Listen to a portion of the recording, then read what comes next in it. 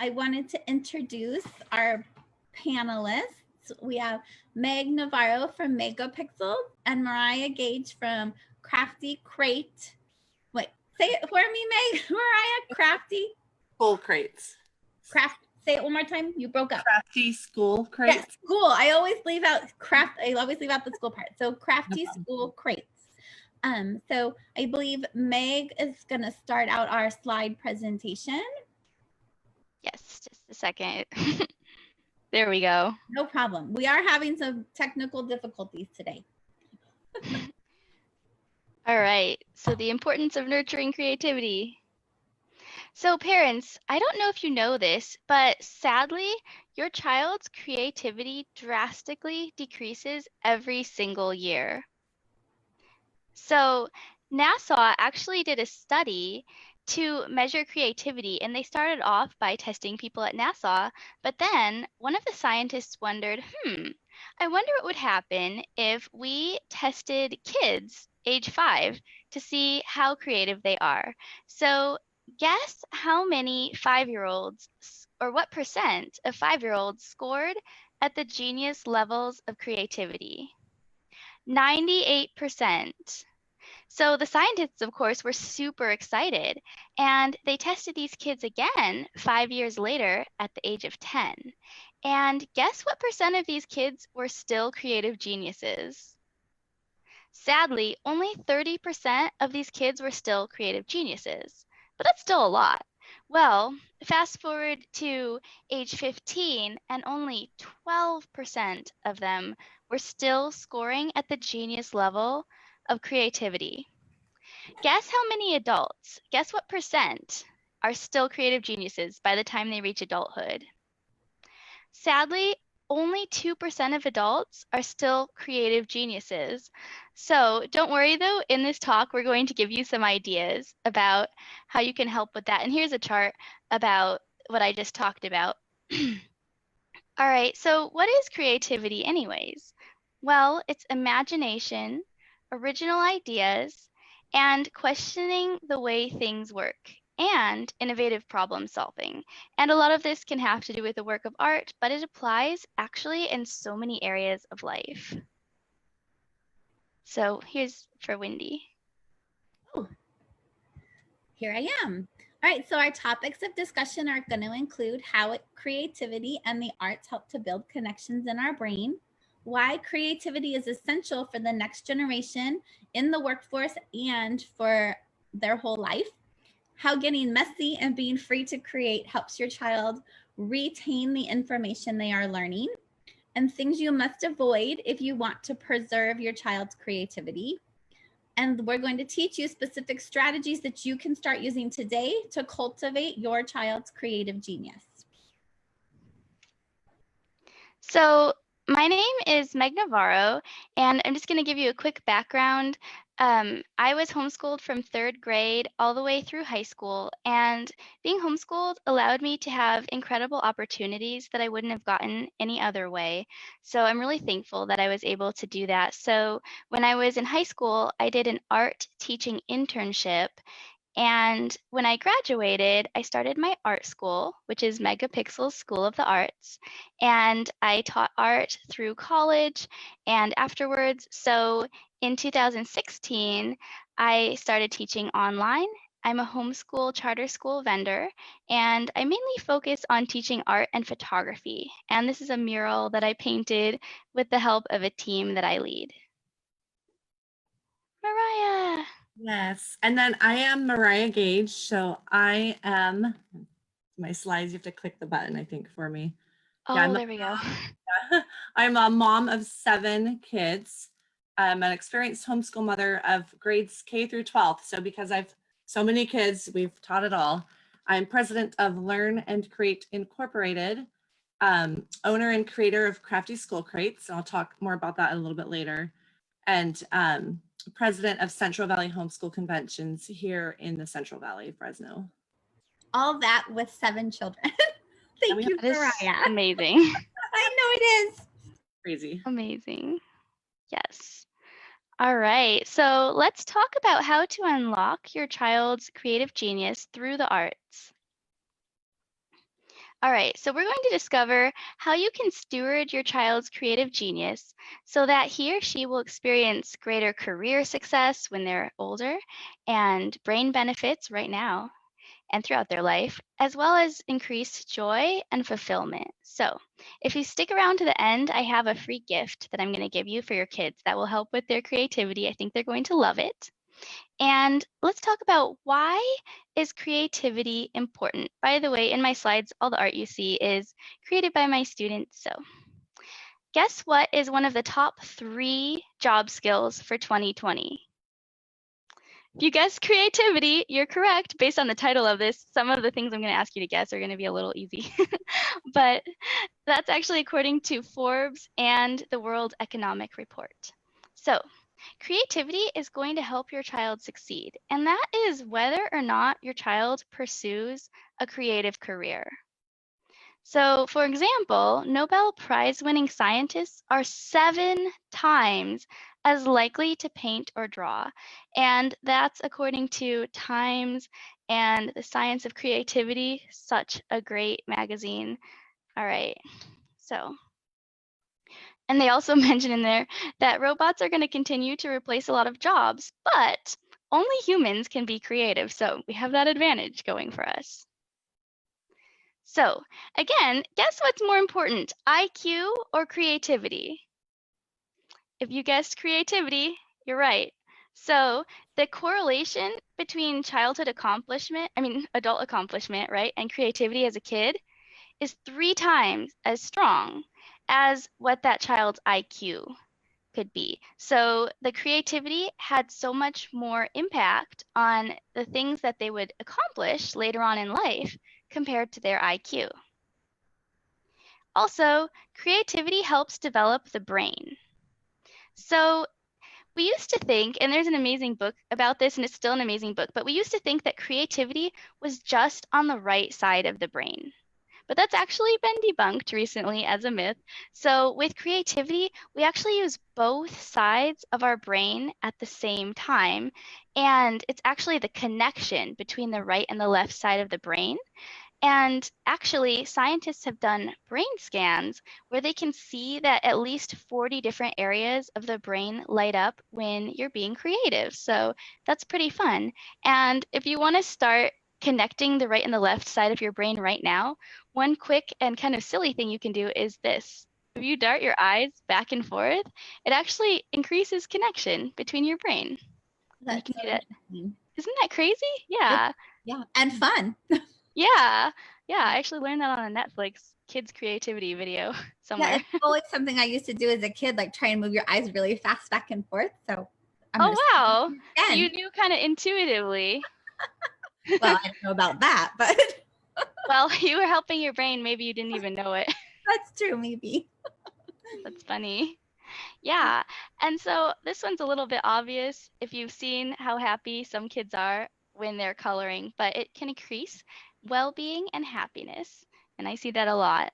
Well, So, and now we have all these adult coloring books. They've gotten so popular in the last few years. So I think coloring is so much fun. I love coloring with my kids. Yeah, it's so therapeutic. Yeah. Great for all ages. Great. Absolutely. So let's talk for a second about what shuts down creativity. So when there is a lot of criticism or too many rules, that can actually shut down creativity. Now, I'm definitely not saying that we should let kids run wild.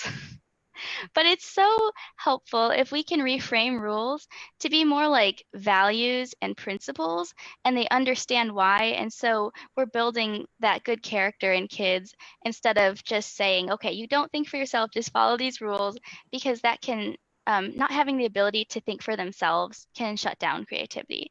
And of course, we all know if we've ever been in a brainstorming session and we say an idea and someone just shuts it down, it can be hard to think of more ideas after that. So it's very important to be encouraging.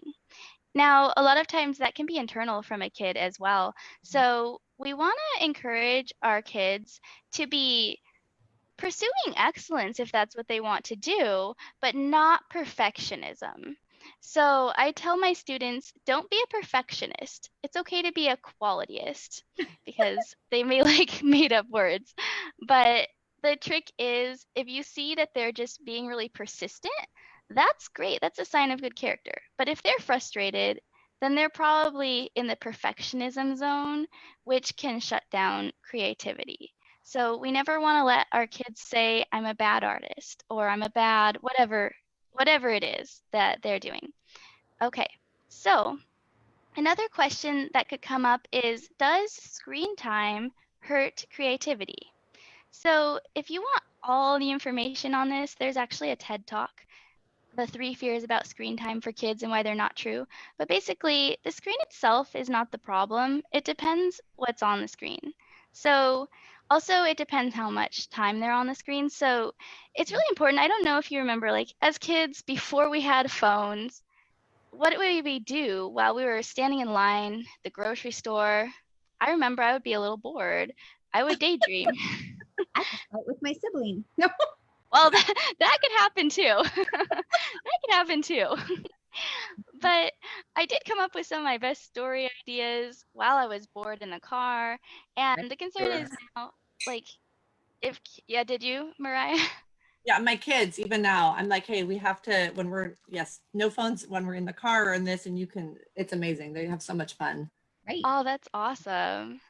Yeah. Yeah. So it's so important to give your kids time to daydream and to get a little bored because that can be the time when they come up with their most creative ideas. And so it's the thing that this TED Talk focused on, though, is it's not so much about taking away the phones as making time for creativity. So as long as they have time for creativity, it could be while they're waiting in line at the grocery store, it could be designated creativity time or in the car. That's the important thing is to give them that time. And then as long as what they're watching inspires creativity, like of course apps, videos that inspire creativity, those are helpful. So yeah, that's pretty interesting. So another thing, good news, your creative genius we talked about in that chart, it's not totally gone. It's actually just dormant. So for example, think about your dreams, how crazy those are, how creative, right? When you're dreaming, you're still being creative. Okay, so that's just one example. But how can we wake up creativity for ourselves and for our children? Okay, so there's a few things. There's a lot of things actually. So one is to establish creative habits. That could be dance, art, music, photography. And stories, actually, in particular, whether it's an audiobook or an actual book, could actually, it correlates to having greater creativity. So you read your kids' stories, then as an adult, they still have greater creativity. And one fun thing you can do is actually have them draw. So here's Very Hungry Caterpillar inspired art by a 5-year-old. So cute. Now, aw. If your child doesn't know what their passions are yet, you can encourage them to try new things. But one thing is, if your kids haven't really been flexing their creativity muscles a lot, you don't necessarily want to take away all structure. So instead, you could try providing more like a launching pad. So for example, a craft bin where they could just pull out crafts and make their own creations, or an art corner where they can just grab their pencils and start drawing. Or it could be a class, art class, any kind of class, dance class, video that teaches skills, but still leaves room for creativity. So if you want to screenshot this, these are 3 different games you can play with your kids today if you want to increase their creativity. So the first one helps with creative problem solving. It can be how many ways can you use and it could be anything. It could be like a spoon, like maybe you want to use it as an oar to row a boat, right? It could be crazy things. And see which kid can come up with the longest list. You could do how many things can you sprinkle in watercolor paint, for example. A really common one is sprinkling salt onto watercolor paint, but let your kid come up with ideas. Maybe they want to sprinkle buttons onto the paint or put a drop of oil, something like that. What? Bailey loves to put glitter in her paint. Oh, yeah. I bet that's really beautiful. Yeah. So cool. And messy. Yeah. Yeah. And Mariah's going to talk all about the mess, getting messy. So great. Yes. And also when you're doing that particular exercise with the watercolor paint, you might want to cut your paper into like little squares and let them try a different thing in every square.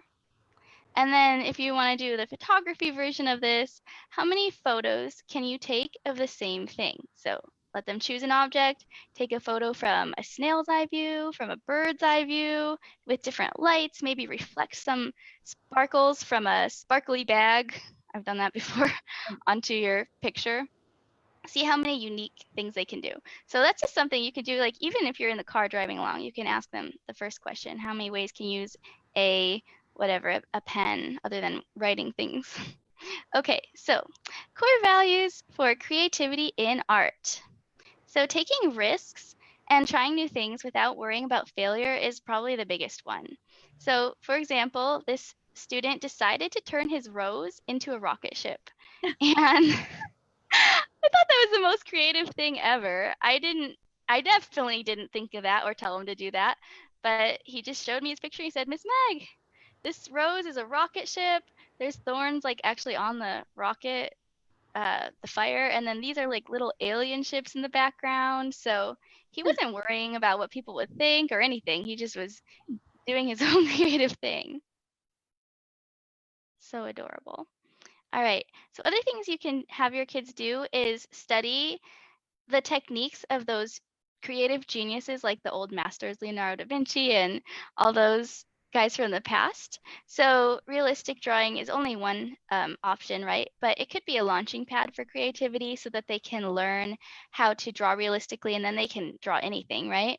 Even Picasso, who is not thought of as a realistic artist, he started off that way. So that is one thing you can have your kids do. So even copying can be creative, but I like to encourage my students to add a little touch of creativity into anything. But even when they're just copying something, they're getting those and building those creative skills that they can use to express original ideas. So it's really important to allow your kids to express themselves and discover new things about themselves. So one way to do that is to allow as many choices as possible. So let's say I'm having kids draw this dragon. I would teach them the techniques, like every area needs a dark, a medium, and a light, but they can choose their own colors. They can choose to make these horns longer, shorter, things like that. That's just the art version. I'm sure that would apply to just about anything. All right. So yeah, the freedom to add their own creative touch to every picture is so important. So this is another example. If you might recognize this picture, it's actually from Monet's Lily Pond, and that's what we were drawing as a class. But I walked over, and my student had actually drawn this penguin, and the cutest part was that he told me the title of this picture is Photobomb. Awesome. Yeah, I love kids. They're awesome. Yeah. So it's so important, whenever possible, have your kids tell a story about their art. I feel like this could apply to other things too, even dance. You could, I don't know, you could probably dance out a story as well. So one thing you can do is if you want to screenshot this, you can ask your students questions, open-ended questions. So for some kids, all you might need to say is, tell me about your picture, and they'll come up with a 10-minute story. But other kids, you might want to get their creativity going by saying things like, what happened right before this picture? What's going to happen after? Tell me about the character that you drew. What are they thinking? And if any of you do IEW, that story sequence chart has a lot of questions that you could probably apply pretty well to their drawings. But you can also copy these questions if you want. So, and also you don't have to ask them all these questions every time, but I just tell them kind of keep in mind a story as you're drawing. So every child needs a guide. It could be a parent, it could be a sibling, it could be an online art video or a class in person, but you want your child to be learning new skills and also, sorry, I'm trying to move this video out of the way so I can read it. You want to ask them questions and just really encourage your kids. Encourage them because there's going to be times where they might feel like they're not doing good enough, and just a little bit of encouragement can go so far in building their confidence, which helps them with their creativity. So, and the creativity helps with their confidence. So encouragement just goes so far with your kids. It's really, really important. So if you have any questions about this, we will have Q&A time. I also put my contact information just in case you want that as well. And yeah, so now we're going to hear from Mariah. Okay, so it's okay to get messy. We wanted to talk about this today because I know that having art and paint and it can get overwhelming for a parent, especially those who may be new to homeschooling. It really may not be something that you're interested in. My sister loves literature and history, and she really hates this part of it. She does not like it at all. So we've had to encourage her along the way and kind of tell her why it's so important to allow our kids to get their hands in there and get messy while they're creating. So the one way, when I started homeschooling, again, I started in a public school setting. And so my kids, this was not something that I've ever wanted to do.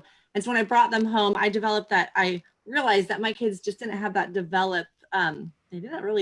they liked learning, but they didn't love learning. And so it was something that we had to really tweak to be able to teach them at home on how they can really love learning, to be able to do it self-guided and a little bit more on their own here in our home. And so we found that when they are immersed in hands-on activities, that they were more engaged, their minds were stimulated, and they had such a greater desire to learn. My fifth grader, he was going into sixth grade when we came home. He did not like to learn. He was told that he wasn't smart in math at school. He was, failing probably academically in his sense, and he had an IEP and struggled, but he was by all means smart.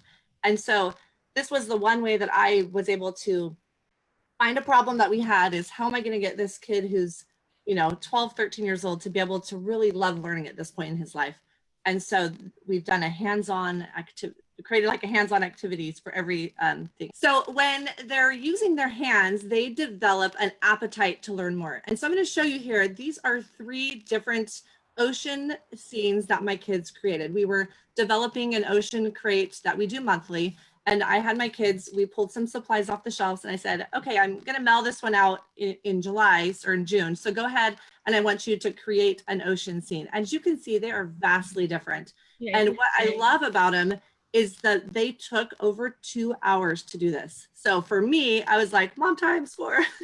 That table was a little messy. I mean, you can look behind you, there's sand probably on my floor when I was finished, but they were so proud of this. If you can see the one on the very left, they had to crystallize with the paint, their sand, they added a little bit of water to make it exactly like you would find in a tide pool.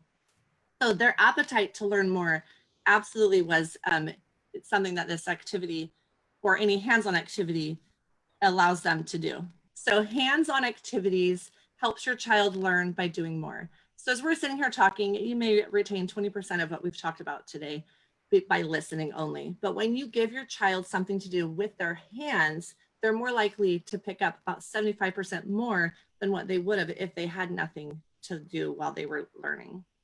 And so, as you can see here, when we did this art project, we learned that we had an astronomy unit. And again, my children were a little bored of the material that I had at home. I picked something that I thought was amazing, and they didn't think it was so amazing. So I had to engage them a lot.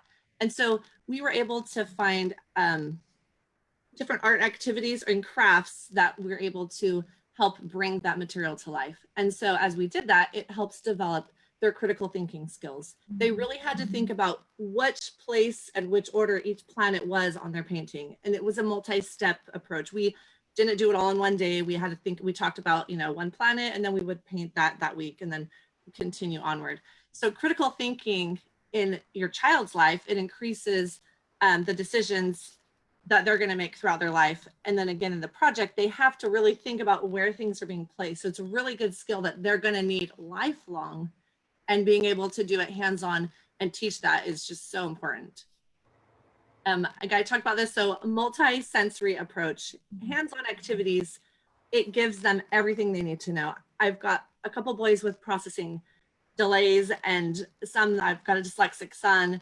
And then I've got these smart children that just are way too smart for me. So this right here, it allows, giving your hands messy, it allows your children to really be able to learn in totality in all ways with their hands. As you can see, literally with their feet, with, you have to kind of click through. Yeah, by touching. I do not like the sound of styrofoam or the feel of it. I have MS, and that just really bothers my head.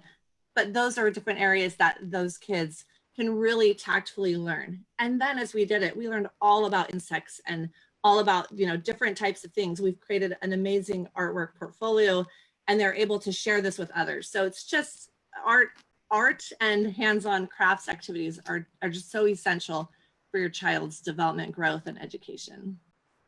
So strengthen fine motor skills. So I've had 2 kids go through occupational therapy from, you know, age of 4 all the way through, I think we just graduated the last one. And it was because of their fine motor skills, and it affected their handwriting in school. And it was hard for them. Their hand was so fatigued in writing day after day. They couldn't keep up in the public school because they would just not have, they would end up, you know, slouching all the way and hunching over. So hands-on activities, crafts, art, it helps strengthen the fine motor skills. So it's really essential to be able to allow your kids to have hands-on opportunities to be able to strengthen those skills that they need. So all of these things are pieces of artwork that we've created for our crates that we take pictures of, and then, you know, give like instructions on how to do them. So my kids are my guinea pigs here. So I gave my son, I think he was 13 at the time, some clay, and I said, okay, here you go. I would like you to recreate the brain with clay. And he's like, no way, that's gonna take forever. And it did take forever, but it was beautiful. And he was so interested in the different lobes when we were done that being able to do hands-on activities really does give them a longer attention span, because he went on to do the heart and then make a cell project. So he was really actually being engaged in learning about something that at the moment he had no desire to learn about. So hands-on, you know, activities, again, I can't say that enough, are essential. So it gives them a longer attention span to help develop and foster that love for learning that we talked about in the beginning. As you can see here, when your child does hands-on, you know, activities with their learning, they get excited and engaged. So when we did Charlotte's Web, I had my daughter, I think she was 7 at that time, do oil pastel or painting picture on canvas of what she imagined the scene with the barn, out of the Charlotte's Web scene. And that's what she did. She did the rat. And I, for one, thought it was amazing because she's not an artist, but maybe she's a developing artist. Meg, I'll have to send her to your school and see how she does. But so they love just the excitement that children get when they're doing things with their hands. It just, again, it just fosters that love for learning. Okay, so here the artwork, hands-on activities, it empowers your child in learning. And so these are my 2 teenagers, and he was so embarrassed when he realized that I pulled this picture up. And I'm like, oh, come on. He's like, I would have combed my hair one. And I would have done a better job. I just threw that together really quick. And I was just laughing because I'm like, look, Lily is learning about the American symbols. And so we're going to do a crate on it because there's so many fun things that we can do. It's the bald eagle. You can see that's a project that they did for one of our crates. And then the White House, he's like, oh, I could do a White House. Like, wait, he has a huge Lego White House. He loves to do that type of thing. And so I thought that was just ingenious. He took popsicle sticks and paper and paint and created in his own mind of what the White House looked like. And then my daughter was able to look at that picture, have the materials, and create her own thing. But then she was curious on, well, why is the White House so big? And then she went in to research it, and they have a bowling alley and all kinds of things that just really brought out that, again, that deeper desire to learn. And my daughter, she's like my assistant. You know, when she's old enough to have a job, she'll be my little assistant here in my company. But she paints everything with hand, and then she just loves to dive in to finish it up with her fingers. And I think it's so fun. And it's okay. Like, that is how she learns, and she absolutely loves it. And it's okay. And I had to let that go because she doesn't make a mess. Like, she makes a mess everywhere. So we let her create, and then we just teach her to clean it up when we're done. Right. Okay, so the best part about any kinds of hands-on activities or any crafts that you can have your child engage in is that they don't even realize that they're learning. They just don't. So we put together, like I said, this American Symbols unit study for my daughter, and that's my daughter over there. And we have the instructions, as you can see, and the monument. I think that's what we were doing, the Washington Monument. And she was able to create that on her own. And again, she was able to read about it. We have books with all of our crates. So she's able to read about it, to study it, create it, and be so proud of the artwork. And it's just so fun to see your child be so proud of something that they've created and share that with others. And especially with this, just we're all social media and, you know, social distancing. So everything has been virtual and it's kind of fun. Take a picture of this so we could show grandma, take a picture of this so I could show my, you know, so it's super fun. But what I've realized through all of this is that when your hands are busy, your mind wants to learn more. And so to be able to pair those two together, it's just the perfect storm to create that and foster that love for learning that I think every child needs.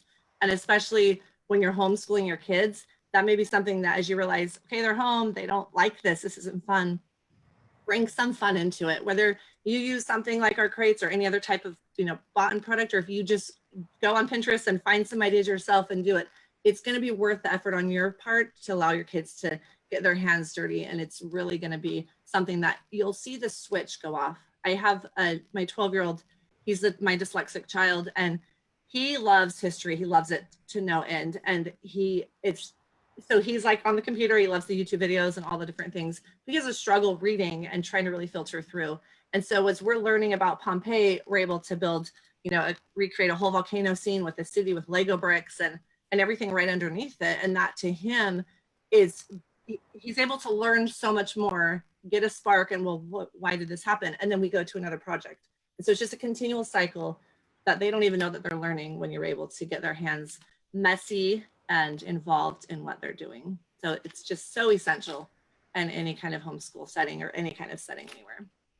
Well, and often, Mariah, I think that's a good point, because often when we are talking about something, I'll notice that my kids will wander off and be creating something that had to do with whatever it was we were talking about. And I hadn't even started them on the creative process. They got themselves going on that because that's where their brain took them, and just getting out of their way and making sure they have access to materials is such a huge thing. Yeah. And that's what I love about any type of, like my kids, I thought when I first started homeschooling, I had every curriculum set up. It was like, oh, this is what you're going to do, blah, blah, blah, blah, blah. And it didn't take me a couple months to realize that this is not going to be how homeschooling is. It's just not going to be how homeschooling is. And we've done exactly that. I let my kids I really do kind of mold, look, we want to learn about this. Here's a starting point. And it's just amazing to see them develop and kind of branch off and go as we do stuff. We did a Civil War, a U.S. history crate. My kids did U.S. history last year in high school and in 8th grade. And they kind of all have their grade levels. So we kind of did it together. And my daughter, she did a Civil War game, but then it was kind of like, oh, well, I'm going to make this and I'm going to do this. And it became this massive project of just amazement. It was amazing. But yeah, if you have any questions, I don't give my work email out a lot because I'm so busy, but there it is. So if you have any questions, I will answer them. Write it down now. This is your chat, people. I'm so busy. I try not to do that, but it is there. And then weekly on Instagram and Facebook, I do like homeschooling tips for new homeschooling families and kind of highlight, you know, different ways to learn, just different things like that. And my website at craftyschoolcrates.com is there. And then this video, like kind of a little bit more in depth, is on YouTube. We started a channel specifically for another online conference that's there. And then we've got a few more that we're putting up. So I hope that we've helped, and we'd love to answer any questions if you have any. Mariah, will you just plug the conference? When is it? I want families to know all the conferences that are going on. So go ahead. Starting Monday. So every year, last year was our first year, we started a homeschool convention here in Fresno. We had amazing speakers come. And this year we were so sad when we had to postpone ours. But we've got Sarah McKenzie, Andrew, we've got people coming that they've recorded videos for us, and it's going to start on Monday. So the 20th, and it will be open through the end of October. And there's some great speakers on there just for reference. So you can go to it anytime that you want and, you know, watch the videos. Meg, we've got her video on there. So we're super excited. And that's at cvhcfresno.com. And then that can take you to the link, and it's free to register. All are welcome. And hopefully it's great material. My brain is not working today, Maya. It's Central Valley Homeschool Conventions. Central Valley Homeschool Conventions. That's how I always find it. I just Google search till I get all the words right. Okay. Yeah. If you Google Central Valley Homeschool, we'll start coming up homeschool conventions, or just cvhcfresno.com. So either one of the two were there, but it does come up pretty quick in a Google search. Yeah. And I went last year in person and she did an amazing job. There were wonderful speakers, and I can't wait till we can get back to our in-person conferences because there's just so much to learn and you can actually get your hands on curriculum and all that kind of stuff. Just love that you've been able to pull this off and bring it to us virtually with such short notice. So thank you, Mariah. Yes, we're excited. We've got just amazing vendors and speakers, and they all want to share what they have. Just, we know so many new moms or parents are just thrown into homeschooling. And so we really hope that this can help give them the resources to get kind of started and going. So, right. it's And then Meg, we kind of got started fast because I was a little frazzled from the technical difficulties, but I think an important thing to share about you is your background, how you kind of came into, I don't know if maybe I missed it, but Meg was homeschooled and now is a homeschool charter school vendor and teaches art to homeschool students and non-homeschool students. But if you want to talk a little bit about your background, or if I missed it, then say when you missed it. Oh yeah, I mentioned it a little bit briefly. So if you're probably getting the Facebook thing ready, but yeah, I was homeschooled and it was the best experience ever. I mean, I really don't think I would be doing what I'm doing right now if I hadn't homeschooled. So it's really cool how I was allowed to really pursue my dreams as a homeschooler, and I still am. So yeah, I love it. And yeah, teaching art's definitely my passion. It has been ever since I started when I was 18. And I do teach kids who are homeschooled and not, but I am a charter school vendor for most of the charter schools. So yeah, it's And super you fun. have a lot of online classes or online support for art classes right now, right? Yeah, I teach online art, so I have a lot of animal drawing classes. I have a new program coming up where it's going to include a lot of dragons and unicorns and stuff like that. So I'm super excited about that one as well. Dinosaur drawing and realistic drawing and watercolor and all kinds of stuff. So yeah, you can find all that on my website. I have a slide with my website for the very end. But and I do have a free class for people that I'll be talking about in just a minute. But I just wanted to check and see if anyone had questions for any of us first. Yeah, do any of our attendees on Zoom with us want to ask anything? You can type into the chat. I'm trying to read it, or you can unmute if you want to. And then I'm looking on Facebook. I think Tara has a question. Oh, Tara does? Yay. I do. Oh, good. Yay. Go ahead. So I love my son with all my heart, but that child hates anything that has anything to do with arts and crafts in any way, shape, or form. Like, and when you mentioned it's an internal thing, it's very much him, because we're all about like, dude, it doesn't matter how it turns out. It doesn't have to be perfect. There is no wrong. Like, please just give it a try. Yesterday we were making a happy birthday poster for his friend's birthday party parade last night, and I just wanted to show him how to make a tissue paper flower, and I couldn't even get him to cut a square out of tissue paper. So what do you like? I've read and done so much research on, like, when you have a reluctant learner, what do you do when you have a reluctant reader, when you have a reluctant writer? What on earth do you do with a reluctant arts and craftser? That is such a great question. So I'd say there's a few things. First, you seem like you're a really encouraging person. So just the more encouragement you can give him, and I assume you've probably already done this, the better. So just like a bunch of positive feedback. But in addition to that, what can really help is a step-by-step approach. So showing, and it sounds like you may already be doing this too, but I do have another idea, but just in case, just showing like exactly step-by-step, okay, like let's first try this and then this can really, that structure can really help. Sometimes I've heard from parents that their kid will respond better if they're in a class, whether that's with other kids or a private lesson in person or online. Different kids, different things work better for them. So sometimes that can help, because I do have a lot of parents who say, oh, I'm an artist, my kid won't listen to me. I don't know why. It's just, I know that my sisters like and I've seen that happen. Yeah. I've definitely seen that happen. happens with Natural. homeschooling as well, Meg. Like my kids will get to a certain point sometimes where they don't really want to learn from me something. And so we find another way to do it. I think that's really good. Even just maybe finding a class or having them get instruction from someone else. That's a great idea. Yeah, that can really help. For him, it's also a certain level of anxiety. Like, and I will say, COVID has been a little bit of a blessing for us with all the online stuff. He actually thrived during distance learning. He liked Right. being alone, but people in front of him. Mhm. So I'm wondering if an online art class might appeal to him, because if he needs to step away and shut down, he can. But I mean, he gets incredibly anxious whenever we've signed him up for anything. Like, he immediately shuts down and says, I don't want to do it. And it doesn't matter what it is, arts and crafts or otherwise. It's all things. He doesn't want to do it.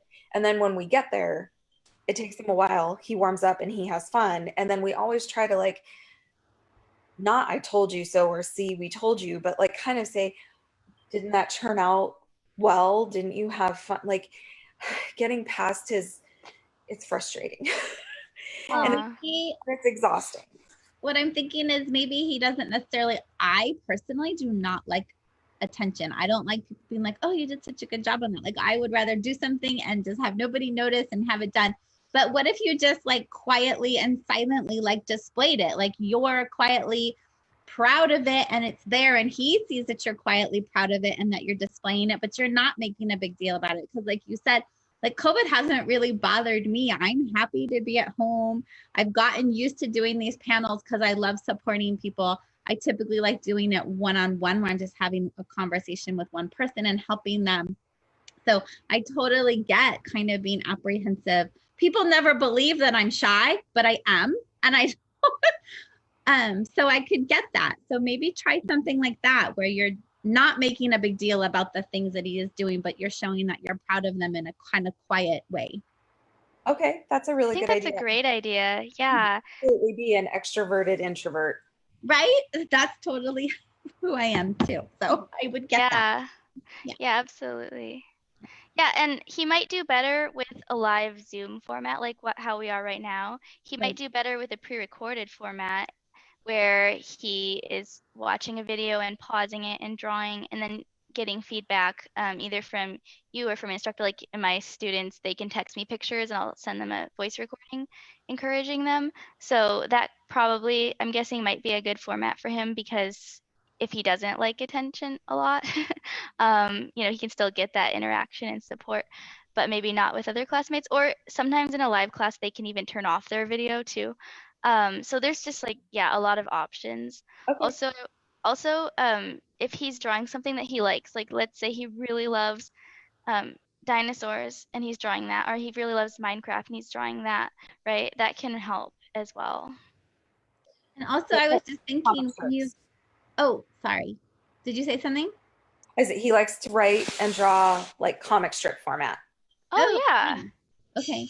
Well, when you mentioned something about cutting out a square, like I know sometimes my kids, like they'll read the directions, and just because they have a little bit of me in them, they have to buck the system. And so it's like, oh, so instead of cutting it and making it look nice with like scissors, how I would maybe like want them to do it, or how the instructions are wanting them to do it, they would rather tear it into the shape that they're supposed to do with just their hands. So I think kind of just letting them do it the way they want to do it. That's part of just letting the creativity flow. They don't have to follow the directions 100%. That's another idea. My OCD, Wendy. Well, okay, I know. I had to get over that when I started homeschooling, because I used to like organize all the toys into bins, and like everything had to be neat and perfect. And I should really show you what my house looks like right now, but it's kind of embarrassing. I had to let go for the sake of my children. So I get it, but yeah. Well, we all had to let go for the sake of our children. Right? We're gonna do True. Well, let me just show you. She actually picked up, but Bailey's just been like getting everything out. Starting projects. She created a nest under the trampoline with art projects underneath of it, and then they started stacking on top, and I'm like, just let it go. Doesn't even matter. So, yeah. Wendy, did you have more to go along with that? Because there's a couple other questions if we're ready to move on. Tell me. So Wendy is asking, what is a great solution to store art materials that are growing? Yes, great question. I love, and I'm in my office right now, so I love these type of skinny, you know, Michael's really cheap. Oh yeah. Off, and I've got them in my closet, and you know, we stack them so they're really modular, they're really easy, and then you're able to pull it out. The little Tupperwares from the dollar store that are smaller, and then again, those stack up. I love mine in cookie jars, like all my paints. Like I love the visual aspect of it. So I do love to have those on shelves where I just love the different, you know, the paints and the watercolors in the glass jars where it's visually pleasing for me. So I feel like even though my house is chaotic, that is a source of happiness right there. We just recently got from Michael's, it's actually a photo. It's intended to hold photos, but we put crayons and it's rainbow colored. So the crayons are sorted by color. It makes my OCD happy. It makes her happy. And it comes in a case that I can carry so we can move it around the house. I'm all about the bins. My whole entire baking shelf in the pantry is dollar store bins, and every like red, yellow, orange, green, blue, purple, rainbow, silver, black, white, like, oh, makes me happy. Bins, all the bins. When I started this business, our whole entire garage has shelves everywhere. I mean, it's just shelves and shelves. And yes, it's bin after bin, and it's one for buttons. And of course, that's on a larger scale because I'm shipping a lot, but absolutely to keep it all organized is, yeah, it's hard to do. But once you find a system, and dollar store bins, they're cheap. It's a perfect way to go. But I saw that rainbow thing at Michael's, and I almost bought it, but I'm like, oh, what would I use it for? But I should go snag it. I actually saw a post on Facebook. Somebody used it for color coding their small Lego pieces. Right. So, which our Lego situation is far beyond that case. So Wendy's also asking about keeping it accessible. For us, my intention in our school space, we have a rather huge IKEA shelving unit, and I'm going to Little's, like 3-year-old Sybil, who you saw earlier, 3-year-old books down low, and then other books up high. So books on one side, and then on the right side, I'm gonna have like crafting supplies that I don't mind if you get into without me around down low, and then crafting supplies that need some supervision up higher. So, and I am a label junkie. I bought extra label tape. So everything will be labeled. And then my intention, which I might recruit my sister to do because she's a professional organizer, I'm going to have her make me like picture labels so Alan can read the labels and and see the picture. Yeah, that's cute. Junk OCD is I mean, like diagnosed for real. Well, I walked down here because Bailey, my youngest, kept wanting to do projects, and I had to keep hunting things out. And I was like, well, this is silly. Why? Like, she is going to be able to create easier if I just make everything accessible to her. And so this is what we did. This is in my dining room now. So I think we got it at like Sam's Club or Costco, and now she's able just to create whatever she wants, whenever she wants. And she's been sewing in the corner of the dining room. I don't know if you can see it. But I think, making it accessible is super important because they have to be able to get to it when they suddenly have their creative juices flowing. So you don't have a dining room. You have an arts and crafts room. Yeah, exactly. And that's fine. I don't care. That's awesome. I love like that. Anyway, so. Dining rooms are useless for us. Like, we don't entertain even in a non-COVID world. So I would be perfectly content. My formal living room is a giant playroom. Nice. Yes. So. Just finding what works for you and where you can keep it, I think is important. We thought about doing it out in the garage where she could just like get really messy in there. And then I was like, no, it's gonna get too hot in the garage. And I don't care if she makes the, so part of it is giving up on whether or not it's messy. Like, I gave up on caring about that. So I think there was some more questions with them asking on Facebook what charter schools you guys are vendors for, if you have that list off the top of your heads. Pretty much every charter school in California. I think I'm pretty much on all of them. So Oh, Inspire broke up into a million pieces, Pacific Charter. I mean, it's Ocean Grove down south. They're asking specifically about Excel Academy. Meg, you can go through your list. Are you approved with Excel, Mariah? Yeah. Yeah. I'm a vendor for Excel. I'm a vendor for pretty much every homeschool charter school. And if I'm not already a vendor for your school and you want me to become one, just let me know as soon as possible. Because if I missed some, then like I'm pretty happy to become a vendor for them. But yeah, definitely all the Inspire schools, all the Ocean Grove, South Sutter. Right. It's like such a long list. I wouldn't want to read it all to you. Okay. But yeah, if I'm So not they already a get in vendor on touch your with you if they can't find you on their vendor list. So do you know Yeah. how you're both listed as your company name, Megapixels and I'm actually listed as One Art dash Megapixels School of the Arts, which is a huge mouthful. So yeah, just send me a message if you're not sure, if you can't find me. And then one of the charter schools recently said, because my business name has the word school in it, I have to like be listed as something else. So I'd have to even look that up. Okay. It's an art school, not a school. I know they said they know that, but like I guess they're gonna make all the vendors who have the word school. So Mariah, you might have to change yours. I haven't heard yet. I'm a What? product vendor though. So You're a product vendor. Oh, so that's yes, not a why. service Okay. vendor. I'm a service vendor, so that Right. makes sense. Yeah. All right, I Tara, have a question. So for those of us that were not lucky enough to get into a charter, thank you, SB 98. Oh. Wendy worked so hard on that. We all did. We're not. I know I'm not giving up. I'm not giving up. We're still fighting, but yes. And I'm tag me and everything, and I will do my part some more. But so does it work like if we want to partake in your services, we just pay you cash out of pocket? Yeah, cash, check, PayPal, whatever method you want. And actually, I haven't like formally announced this yet, but I do have special pricing that's coming out for people who are paying out of pocket if they're not enrolled. So if you're enrolled in a charter school and you're paying out of pocket, it wouldn't apply. But for people who aren't in a charter school, I do have that. So yeah. You know what? Hopefully that should help. That's watching Meg. That's a good thing to bring up.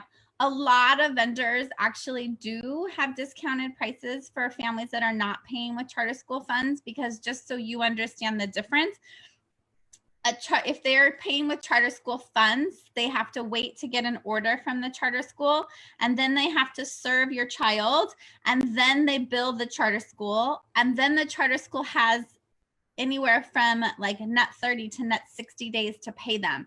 So ask vendors if they do offer a discount for upfront payment by the family, because it's a lot less work for them to bill you directly than to bill your charter school. So just so you're aware kind of as to why. I know when the vendors first started doing it, people were kind of upset. Well, like, why would one get a discount and not the other? But basically, a vendor is fronting all of that capital to help educate your child, and they're not getting paid for a while. So they have to charge more because they're having to pay interest on things, and they're having to pay someone to do that invoicing. And otherwise, if you just pay, it's much cheaper for them. Does that make sense? Am I making sense? It makes perfect sense. I used to be a buyer for a major food corporation. So what you're talking about on multi-million-dollar scales, that makes total sense to me. Right. So ask what I'm trying to say. Ask if there's a discount if you're paying. Also, I'm incapable of not asking for a discount. It embarrasses the heck out of everybody in my life. But you know, the worst that happens is they say no. Yeah, exactly. The worst. Exactly. The worst thing you get is, oh no, I'm sorry, we don't do that. And maybe you put the thought in their mind that they should. Yeah. As a vendor, like if someone asks me for a discount, especially if they're paying out of definitely if they're paying out of pocket, I'm not going to be offended or anything like that. Like, yeah. And I didn't discount for a while for out of pocket because like I want to make it fair, but I realized it's not fair because not everybody could get into charter schools. And then I serve students in other states that don't even have homeschool charter schools as well. So right. And I just want to say that as a product vendor, my price is like it's bottom. I can't make much money off of what I already sell. So just so you know. Right. No, and that totally understandable. Yeah. still Yeah. waiting our 60 days to get paid. It's just a lovely system. But yeah, it's Great. Yeah, except for Compass. Oh, I think Compass. Yeah. Anyways, totally side paid note. differently? I think so. Yeah, you can invoice, I think, a little sooner. Oh, okay, Think. that's Oh, I nice. don't know. Don't quote me on that. Okay. Anyways, it's so confusing. There's another question. They're asking, do you teach anime art? So I'm guessing that's for you, Meg. Oh, I have taught anime art classes in the past. Let's see, I don't currently have one, but in my Facebook group, I have polls where I ask people what they want to learn next frequently. And so if you join my Facebook group, you can put that in as a request for the future. Yeah, I do love drawing anime. And yeah, I have had a class in the past. So if you put that in as a request, then it's a possibility. Oh, good. Okay. And then another person says, what a wonderful broadcast. Thank you all. So that was nice. Aw. It looks like that's all the questions I'm seeing. So, oh, wait, is someone coming in to ask a question? I have someone. I think I just let somebody in. Oh, good. Okay. Does anyone else have any questions? We'll hang on one second to see. Well, after this, I do have, I was going to share the information. Yes, that's right. Go ahead. Yeah. Okay.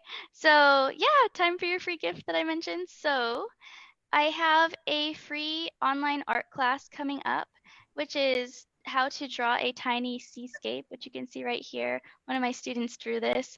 And so it is, I'm advertising it as for ages 5 to 11, but I know for a fact that older kids would like it too. And so that, Yeah. yeah, I like it too. Yeah.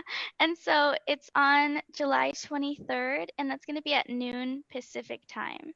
And so also the recording will be up for 24 hours after that. So if you're in a time zone where that doesn't work. And so, yeah, you can to get access to that, you can join my Facebook group, which is Art Classes for Kids Online. And the URL for that is facebook.com/groups/art classes for kids online. And so you'll see this picture and you'll know that that's the same group. So Okay. yeah. And if you are watching a recording of this and you missed it, also on my website, there is a box where you can put in your email and I will send you, right now it's a free class on how to draw a cherry, but it might change later. So that's what it is for now. So. And then again, there's the information. So this is the link for the art group. I actually do have a photography free thing coming up. I haven't finished planning it yet, but that would be in Photography Kids Club. So those are all and that's the mural too that we painted. So awesome. And I think the links for all of your businesses are on the post. If you follow the post to the blog, I think all the links are there. Meg, if we're missing any, or Mariah, we're missing any, we'll make sure to get those on for families. And I think we even have your conference on there, Mariah. So I know that mural is amazing, Meg. How long did it go? How long? Oh, really long. Like, so you can see the end of it back there, but there's more on this side too. So it's a whole obstacle course. Yeah. Actually, so we designed this mural to activate kids in their creative identity. So they could imagine that they're an explorer or something like that. And they could hop from like log to log and they can go like hop on lily pads and stuff like that. So that's actually another idea you could do with your kids with sidewalk chalk is create something like this, a little obstacle course for their creativity. That could be really fun. The kids in our neighborhood did that actually. Every house came up with their own little obstacle course. And then if you take walks through the neighborhood, you have to do everyone's different obstacle course and they all lead into each other. So it was a really cute idea. Yeah. That's so cool. I love that. Was that with chalk? Yeah, it was with chalk and every house came up with their nice. own little thing. Some people have like basketball. Like they had a basketball and they have a basketball hoop that's always in their front yard. So they'd say, make a dunk or shoot a shot or whatever. And then, jump. Yeah. So, that's so cool. I love that. That's so much fun. Very cute. Some did hopscotch things. Yeah, it was fun. Oh, that's awesome. Sarah, you came in late. We're wondering if you had any questions. I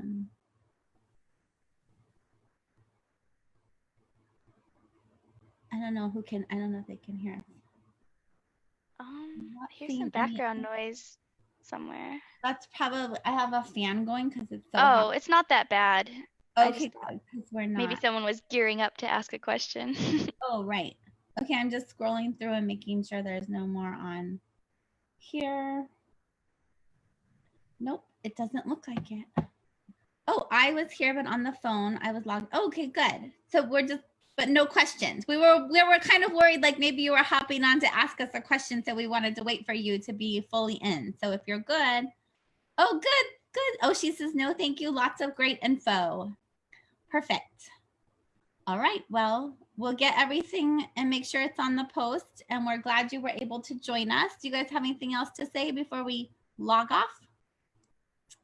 Just good, have fun. Like it's really so much fun just to watch your kids grow. And I'm excited, Meg. I'm gonna get my 10-year-old. She loves to draw, but she's a perfectionist. So Tara, she's like your son, where if she doesn't do it right, she just stops. So we'll get to class and see what happens. Yeah, I would love to encourage her. That'd be super fun. Yeah, if you could find a way to break through that all or nothing mindset, maybe he'll hear it from you. And that one activity that I showed the slide of, go to the dollar store and buy like a pie pan, and like the one where they created the ocean scene, you would be surprised to how that really sparked something in my other daughter, because I've got 7 kids who really, again, is a hands-off. She's more hands-off, but she was able to create something that there was no rules, no expectations. And then it became something that, oh, maybe I'll try something else. So there's always. Yeah. I'm having a feeling. That's good. I'm having a feeling with Alan. He's somewhere in between I don't want any rules, let me do it my way, but I want a step-by-step guide. Absolutely. So I liked somewhere along the line in my 4 pages of notes that I took, there's I wrote down alternative to the rules. Like I think, Wendy, you were saying, instead of cutting the square, tear it. Yeah. Yeah, So I exactly. think I'm going to try to tackle that kind of, like, I can give you a little bit of guidance, but then you decide. Right. Yeah. You decide how you want to get to that. Right. I love that. Yeah.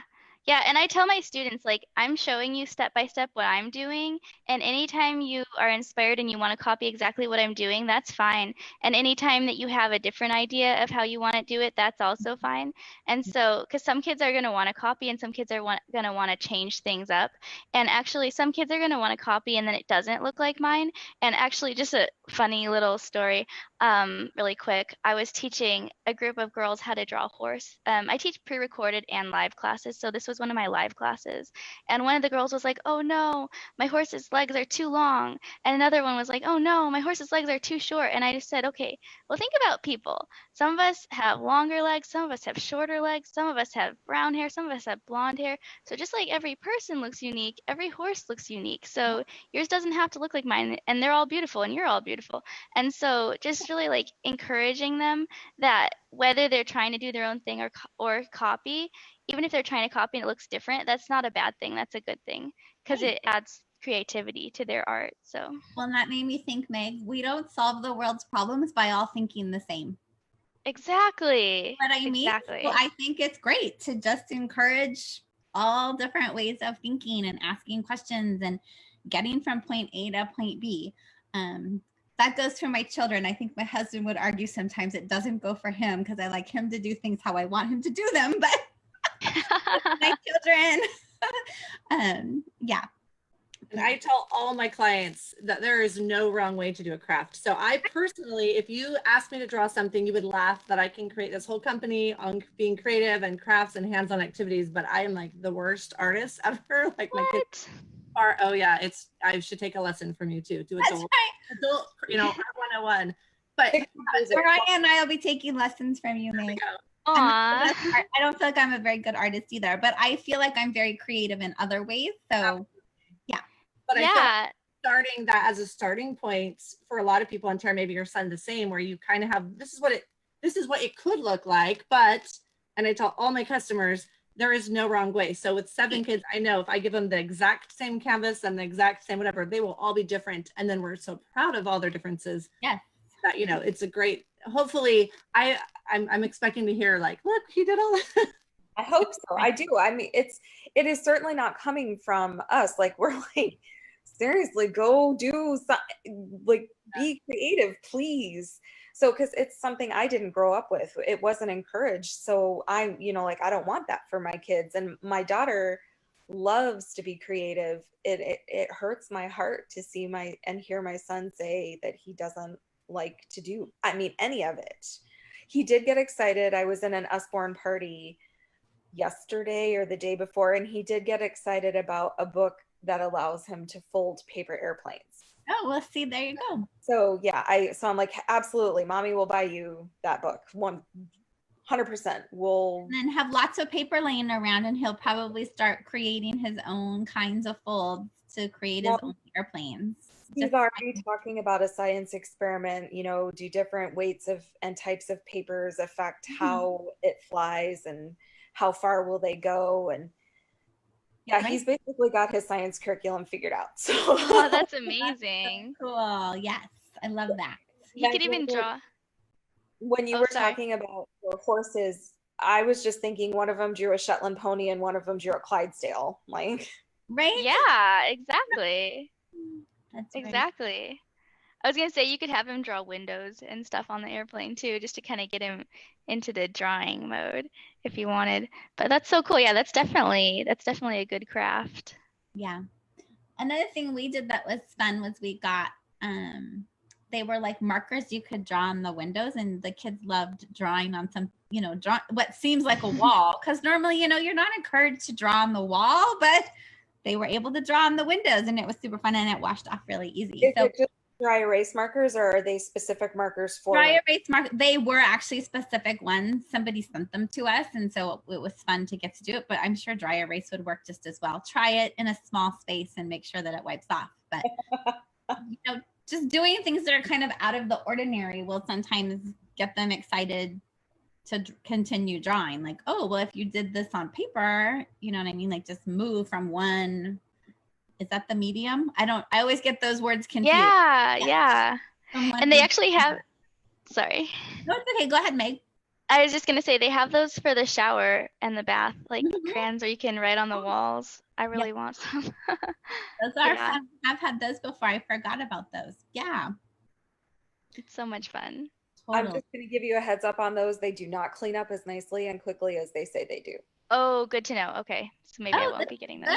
Embrace the messy, but know that the cleanup is, at least, I don't know, like maybe we got weird water or something, but it took a little more elbow grease than I anticipated. To get it off. Oh, man. That's good to know. I don't remember that, but it's been a while.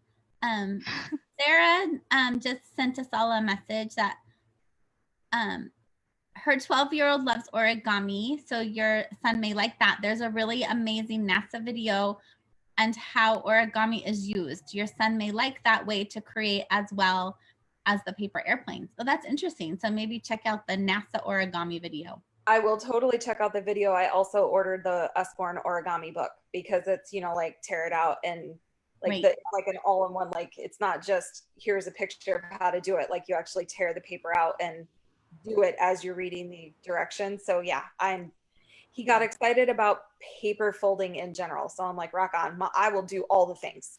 Right. Isn't there a really cool video also about the paper cranes, like how that got started? And I think it ends with like, you just see tons of origami paper cranes. I have to look for it. Yeah. There is, and there's also,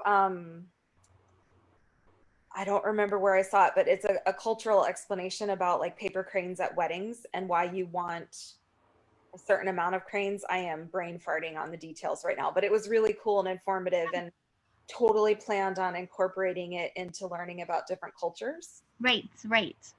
That might be the same video I'm thinking of. Yeah. You guys are awesome. Well, you too. All right, Mariah, did you have anything to close with? As she's sitting there, I love it because when my kids, we have a whole box on the Wright brothers because my son loves paper airplanes and he had to test them all, and then we had to buy the foam airplanes and the gliders and the wood ones, and then my daughter built some out of toothpicks and foam bricks. Yeah. So it's so funny how you could take one thing, Tara, like you said, and you can create an entire unit of that and dive into history and science and have all your hands on at the same time. So that's pretty much how we do our homeschooling. And that's the crates, and that's why we've developed them. So fun. I love that. Yeah, the crates are really cool because it ties in everything. I'm always like bothered that we kind of try and separate subjects out and that our schools separate subjects out, because that's not how I think. It's not how I work. And I'm like, that's not how real life is. Put everything back together. And that's how your crates are. Everything is there in one.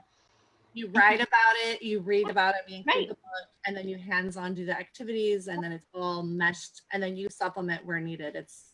That's how we had to learn with 7 kids, or we would not be learning very well at all. I would be a failed homeschool parent. So Well, and that's I the would have. process of how we learn, and that's the natural process of how we complete projects and how we get our work done. So you're doing your kids a huge favor if you can let them be creative and bring things back together for them like that. I think it's really the opposite of how our school system works and how we were personally, okay, maybe not you, but I grew up going to traditional school, and that's how I was schooled. And so yeah, I think it's really important. I think it's great.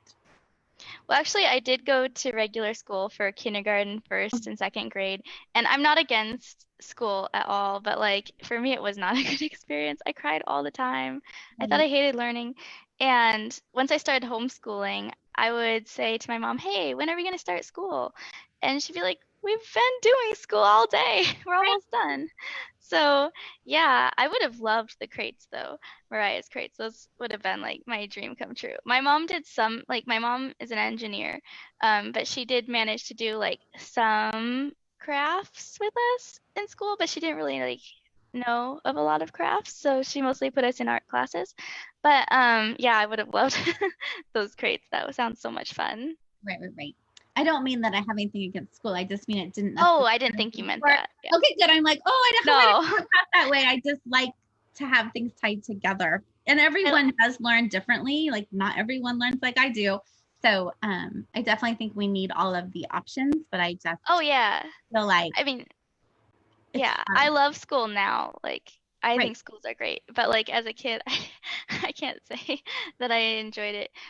Maybe kindergarten, I don't know. Right. Well, I always worked really hard and was always told that I wasn't smart enough. And it wasn't until I got, because I in like traditional school, it wasn't until I got into college that I realized, oh no, I am smart enough. I just don't learn like everyone else does.